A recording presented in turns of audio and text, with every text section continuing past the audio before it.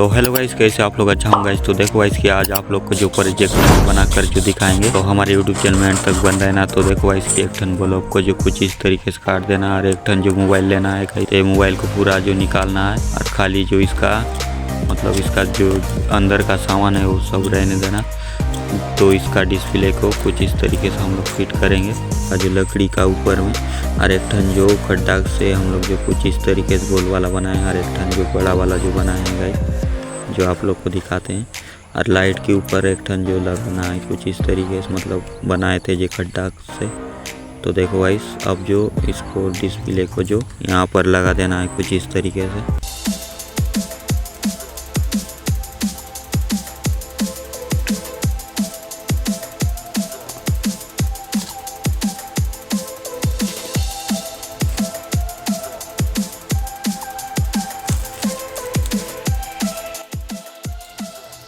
देखो इसकी हम लोग का बनकर तैयार है। हम लोग का प्रोजेक्ट जो देखते मिरर लगा दिए हैं, देखो कुछ इस तरीके से दिख रहा है। तो देखो भाई साहब जो यहाँ से टीवी मतलब कि इजी लिख सकते हो, जो मूवी वगैरह जो इस थोड़ा बड़ा दिखाएगा। और जो हम लोग प्रोजेक्ट बनाए हैं पीछे साइड जो लाइट मतलब कि जलेगा